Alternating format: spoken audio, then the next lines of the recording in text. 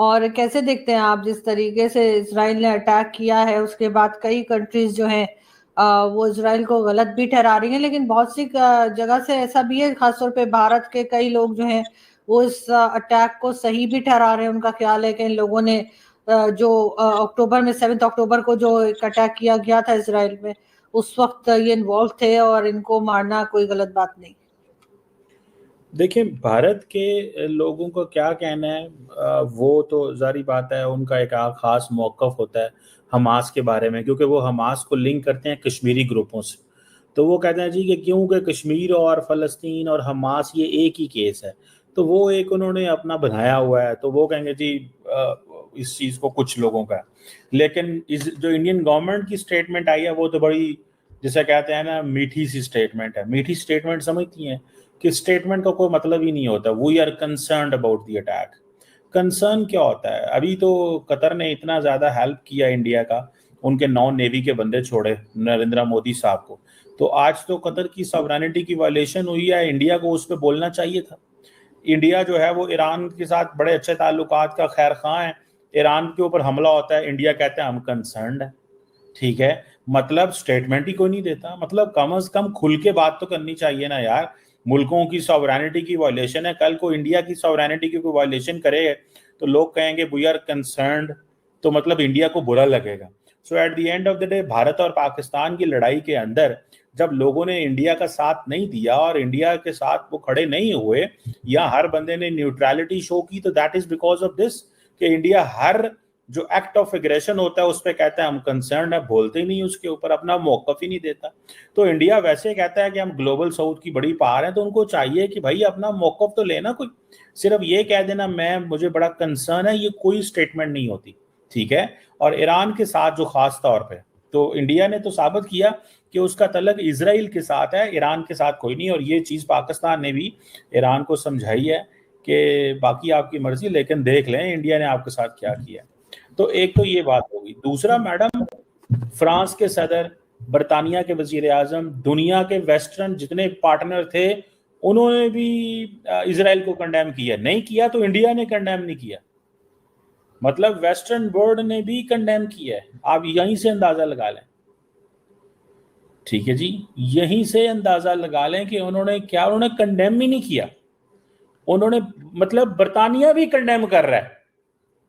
ठीक है, मतलब France, the best of the friends of India, वो भी कंडेम कर रहा है। इंडिया कह रहा है हम कंडेम नहीं करेंगे। जब कल को भारत और पाकिस्तान की लड़ाई होगी, ये सारे मुल्क साइड पे मुंह बना के खड़े होंगे, इंडिया कहेंगे हमारे साथ ही कोई नहीं होता। ये रशिया हमारे साथ क्यों नहीं होता?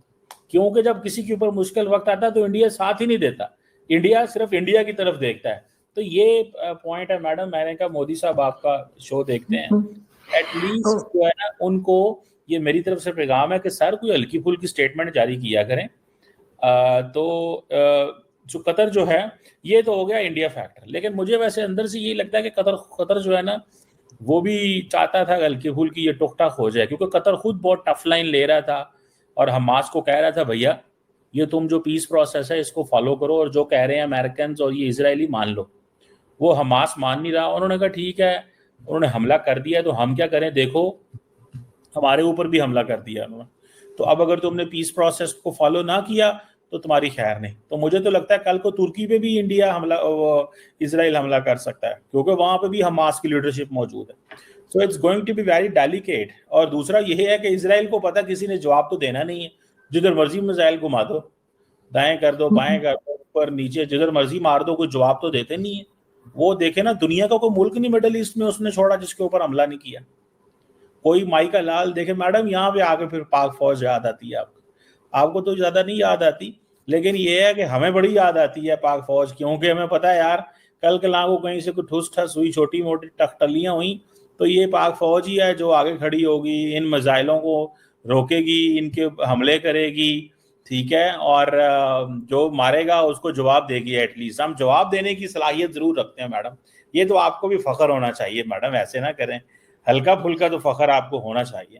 ठीक है ना? लेकिन सर हमास का साथ ना देना आपको नहीं लगता कि बेहतर होगा? इसलिए कि ये वही लोग हैं ना जिन्होंने 7 अक्टूबर को अटैक किया था इसराइल में। तो फलस्तीन वालों की बात नहीं हो रही, लेकिन हमास वालों पे जिस तरह से वो कह रहे हैं नेतन्याहू के जी हम छोड़ेंगे नहीं और एक एक को पकड़ के मारेंगे, तो उस पे पाकिस्तान क्यों ऐसे लोगों का साथ दे रहा है जो जो लोगों की जानें ले चुके हैं? और जाहिर है कि अमेरिका भी इनके साथ है। अभी तो अमेरिका सर हमारा बड़ा करीबी बना हुआ है, लेकिन अमेरिका ने भी इस वक्त इजराइल का साथ दिया है। और अगर भारत की बात करें तो भारत और इजराइल तो आपस में बिजनेस कर रहे हैं सर। आज ही उन्होंने एक डील भी साइन की है, कई कई जगह पे सिग्नेचर्स हुए हैं और वो तो साथ में काम कर रहे हैं। तो वो इस गलत चीज को तो मेरा ख्याल है उन्होंने सपोर्ट नहीं किया जो हम करने जा रहे हैं। मैं फलस्तीन वालों की बात नहीं करी, लेकिन हमास वालों को तो बिल्कुल सर सपोर्ट नहीं करना चाहिए।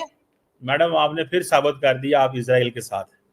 देखिए सवाल ये है कि आप इजराइल को सपोर्ट करें, आपको मैं नहीं रोक सकता। मैं तो सिर्फ इतना कह रहा हूं कि हमास ने जो किया था उसको हमने कंडेम किया था, आपको याद हो सर। मैं इजराइल, एक सेकंड सर, मैं इजराइल को सपोर्ट नहीं कर रही, लेकिन मैं हमास के फेवर में नहीं हूँ। सर सुने तो सही ना। हाँ तो मैं भी तो यही कह रहा हूँ ना भाई, मैंने कोई फारसी में बात की है मैडम? मैंने क्या कहा है? मैंने कहा जो हमास ने किया था हमने उसको कंडेम किया था, मैंने तो किया था। आपने तो 100% किया होगा, मैंने भी किया होगा। क्योंकि हम ये कहते हैं कि भले loss of life in Palestine और Israel not justified, any innocent human being anywhere killed, targeted is not justified by any law और कोई भी लॉजिक, हम इसको नहीं करते।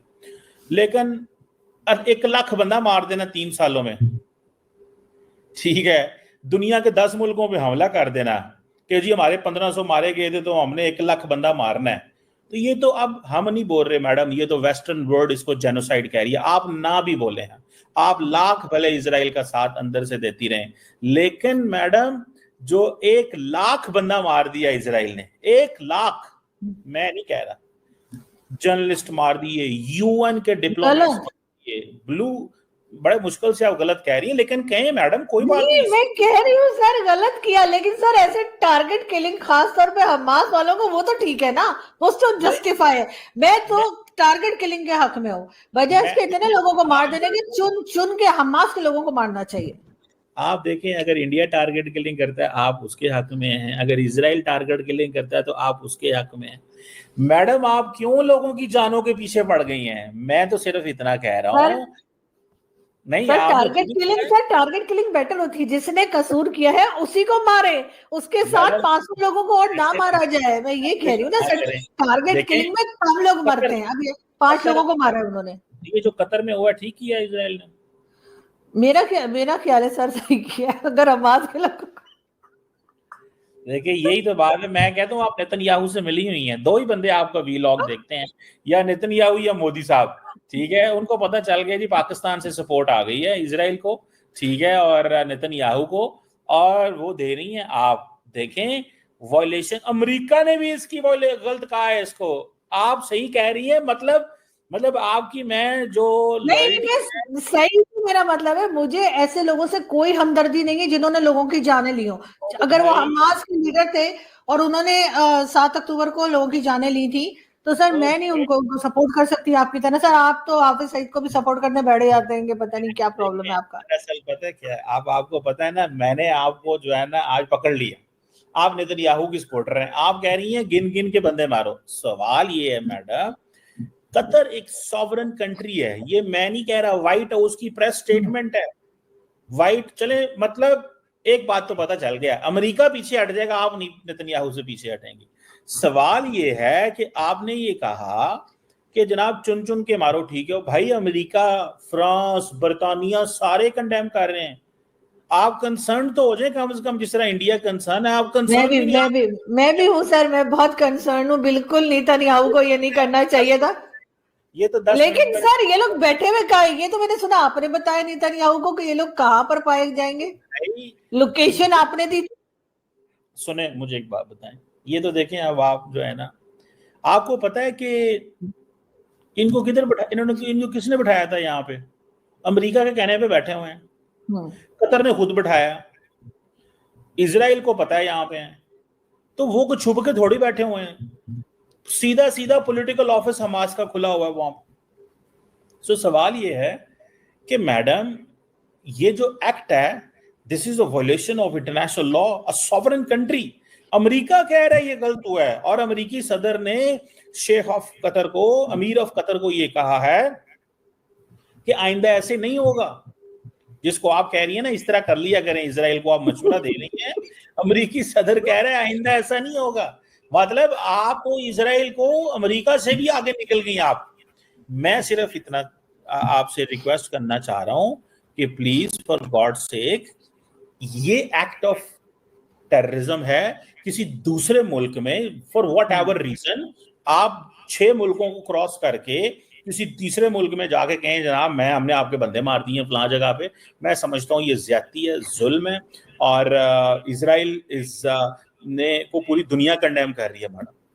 बिल्कुल सर, लेकिन सर इन्होंने भी किसी और कंट्री में जाके जो लोग बेचारे कोई नुकसान नहीं कर रहे थे, अपनी कोई पार्टी कर रहे थे, उन लोगों को मारा था इन्हीं हमास के लोगों ने। तो ये हमास के लोग मारे ना, आम फलस्तीन के लोग थोड़ी थे। मारे गए हैं ना, साथ कोलैटरल डैमेज भी होता है मैडम, कतरी भी मारे गए हैं, ठीक है जी। ये तो चीज आप थोड़ी सी जो है ना वो स्टडी कर लें। नहीं भी मारे गए हैं, वो आपकी नजर में सब ठीक है। नहीं, मेरी नजर में सब ठीक नहीं है सर, मैं ये नहीं कह रही कि सब ठीक है, मैं एक बात कह रही हूँ कि कोई नेक लोग नहीं मारे गए जिनके ऊपर हम इतने आंसू बहाएं कि जी ये तो बड़े अच्छे लोग थे, ये तो लोगों की बड़ी जान बचाया करते थे। वो लोग जिन्होंने लोगों की जानें ली हैं उन्हें वो मारे गए। अब जाहिर है इस तरह के कामों में तो ऐसे ही होता है, कभी ये मारेंगे और कभी वो मारेंगे, ये तो चलता रहेगा। ओ मैडम ये लोग, अब आप थोड़ा सा इसकी लीगैलिटी को समझें। These people who are sitting in Qatar with the approval of the United States, with the approval of the Amir of Qatar, and इस तरह के लोग तुर्की में भी बैठे हुए हैं, तो मैडम आपको कंडेम करना चाहिए इजराइल के इस अटैक। सर तो मेरे कहने से क्या होता है sir, I am not that important कि मेरी बात को कोई सुनेगा। मैडम कर दें कंडेम, क्या होता है, ठीक है, छोड़े इतनी भी हम नेतन्याहू की सपोर्ट अच्छी नहीं है। नहीं मतलब सर तो इंडिया इजराइल के अंदर से लोग कंडेम कर रहे हैं, आप यहाँ पे बैठ कर कहती है मैंने कंडेम नहीं करना उसको, नेतन्याहू को करें, उसने उसका देखें। हमें हक सच पे खड़े होना चाहिए। आप तो हमेशा हक पे खड़ी होती हैं, आप सच के साथ खड़ी होती हैं, तो ये तो आपको यहाँ पे खड़े होना चाहिए। जो बिल्कुल नहीं सर, बिल्कुल मैं कतर के साथ खड़ी हूँ, और मुझे लगता है कि जो कतर के लोग मारे गए वो नहीं मारे जाने चाहिए थे। जो कतर के सिटीजन्स जो मारे गए उनको नुकसान नहीं होना चाहिए था। हाँ, हमास के लोगों को अगर उन्होंने मारना है तो सही से टारगेट करके फिर करना चाहिए, ऐसे नहीं कि आप तो जो है ना आप मजीद डैमेजेस ना हो। लेकिन साथ हैं आप, मेरा ख्याल है आप तो जो है ना मिली हुई हैं नेतन्याहू। नहीं सर, मैं नेतन्याहू से नहीं मिली हुई हूँ, लेकिन मैं उन मासूम लोगों से जरूर मिली हुई हूँ जिनकी जानें 7 अक्टूबर। आप हमसे जुड़ा रहना चाहते हैं तो कृपया वीडियो को लाइक कीजिए, शेयर कीजिए और सब्सक्राइब कीजिए। धन्यवाद।